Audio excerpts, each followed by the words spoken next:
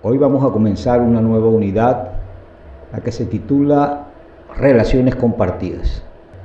El tema de hoy, mi opción de relacionarme con los demás. Nosotros tenemos una vida gregaria, una vida social, una vida en la que tenemos que relacionarnos no solamente con el núcleo familiar.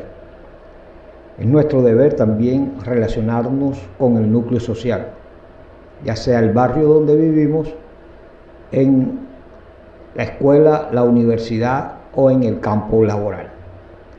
O sea, todos los ámbitos sociales donde nosotros nos estemos moviendo, hay una necesidad inmediata de relacionar. Lo que tenemos que preguntarnos es cómo es mi relación con los demás. De eso realmente es de lo que vamos a tratar en esta clase, en una época en donde las relaciones se han ampliado mucho más gracias a que estamos en la era de la informática, gracias a los medios de comunicación masivos, a elementos como el computador, las tablets, los iPad, los teléfonos celulares de baja, media y alta gama, las redes sociales, que juegan papel fundamental hoy en día en el interrelacionamiento de las personas. Incluso en este momento donde estamos pasando por una situación bastante difícil a nivel social, como es la pandemia, que ha venido minando o afectando las relaciones familiares por el tema del confinamiento, donde se están poniendo a prueba realmente cuáles son las afinidades, los sentimientos que priman en el núcleo familiar. Y muchas veces nos estamos encontrando con situaciones en que las personas no están aceptando esa convivencia que obligatoriamente nos están imponiendo las autoridades como medio de preservar nuestra existencia para no contaminarnos con el COVID-19. Entonces, esa necesidad de relacionarnos con las personas es una oportunidad para la convivencia, es una oportunidad para la tolerancia, para la comprensión, o sea, para utilizar todos aquellos valores morales que tanto conocemos a nivel teórico, pero que aquí lo que estamos viendo es la exigencia que nos hace la vida con relación a poner en práctica esos valores. Entonces la pregunta es ¿por qué resulta tan difícil la convivencia? ¿Por qué tan difícil la convivencia padres-hijos, padre-madre, hermanos o cualquier otro miembro de la familia que muchas veces convive con nosotros y vemos que las relaciones son bastante difíciles? Entonces ahí tenemos que entrar a revisarnos cuál es la razón por la cual a veces no queremos aceptar esa convivencia de la mejor manera. Pero hay unos factores que favorecen las buenas relaciones. Estos factores tienen que ver con la autoestima, o sea, cómo me veo, cómo me siento en relación a los demás. La inteligencia emocional, o sea, cómo utilizo yo mis emociones. ¿Se desbordan? ¿Se manejan en equilibrio? ¿O simplemente permito que los demás influencien de tal manera en mí que termino en desequilibrio emocional por culpa de esas malas relaciones? Además de eso, tenemos que tener empatía con los demás. Muchas veces el estilo de comunicación asertivo también ayuda a favorecer las buenas relaciones, a ser positivos, a la capacidad de resolución de los conflictos, no entrar en choques profundos que a nada nos llevan, sino todo lo contrario, buscar la manera de solucionar las situaciones difíciles que se presentan en la convivencia. Además de ello, la seguridad personal, de estar seguro de lo que somos. tener una personalidad lo suficientemente estructurada, así seamos jóvenes, para poder llevar unas buenas relaciones. Pero también hay factores que dificultan las buenas relaciones. Por ejemplo, un estilo de comunicación pasivo, en donde no hay una comunicación que fluya entre las personas. O también un estilo de comunicación agresivo, donde mostramos, ¿no?, esa faceta no ideal en nuestros comportamientos que nos llevan al choque entre las personas. Creencias irracionales, que las hay. Gente que no le pone razón a la manera en que interpretan la vida y terminan generando dificultades en las relaciones. La falta de conexión con los sentimientos de los demás. A veces poco nos importa lo que piense o digan los demás. El estrés y la insatisfacción personal también juegan papel importante para que no se dé una buena relación entre las personas. Un mal gestionamiento de los conflictos interpersonales. No saber cómo solucionar los problemas nos lleva también a esto. Y una falta de vinculación con nuestra vida, con la vida de los demás, con la vida social en general.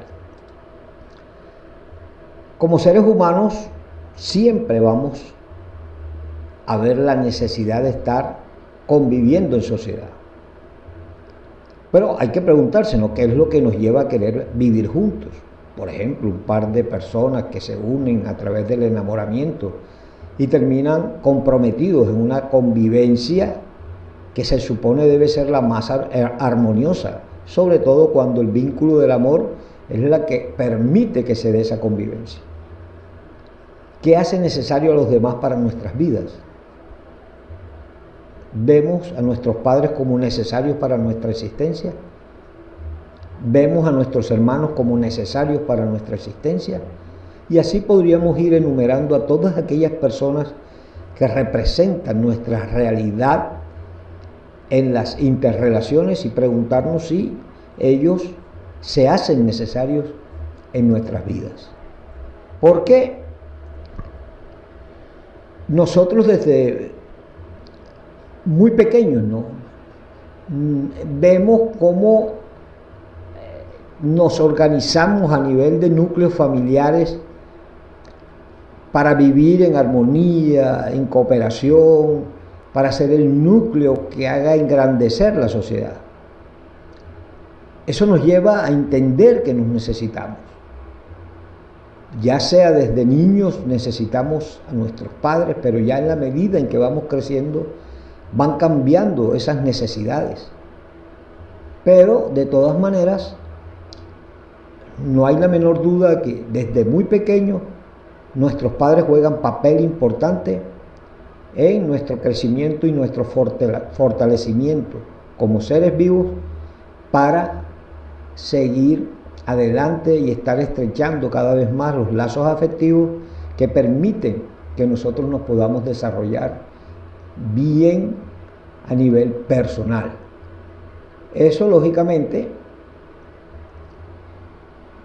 es lo ideal, pero resulta que siempre vamos a encontrar gente que se siente manipulada, gente que se siente incapaz de negarse a las demandas de los demás, demandas que consideran que son excesivas, y lógicamente termina por dispararse la agresividad, las luchas, los enfrentamientos.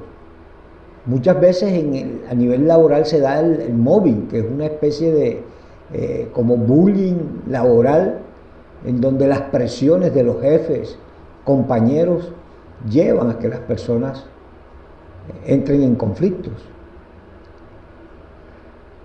Y lógicamente esto no permite, ¿no?, que las personas puedan llevar un buen ambiente laboral y terminan por desertar a través de la renuncia o de cualquier otro mecanismo que los hace huir del campo laboral.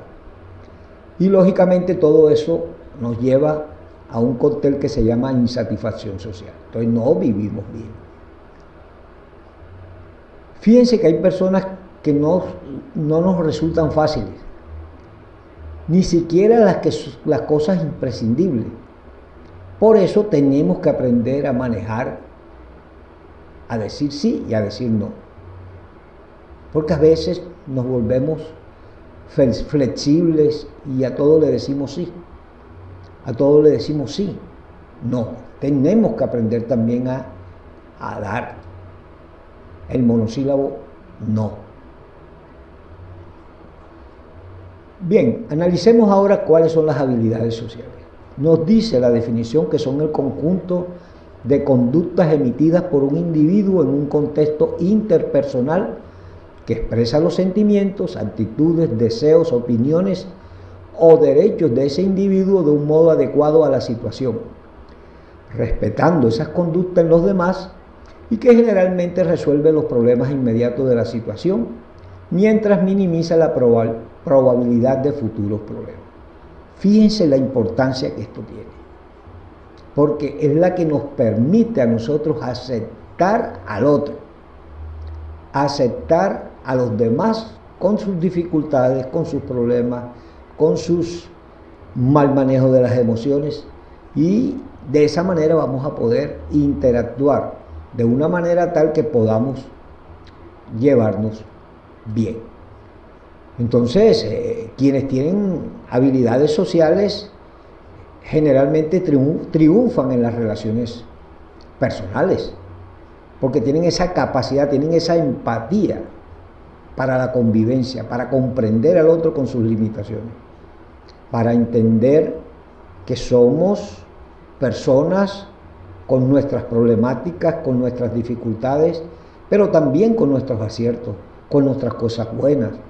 Y todo eso nos ayuda a entender a el otro de tal manera que nos convierta en personajes con unas habilidades sociales que sean capaces de interactuar eficazmente con los demás y sin que haya ningún tipo de problema.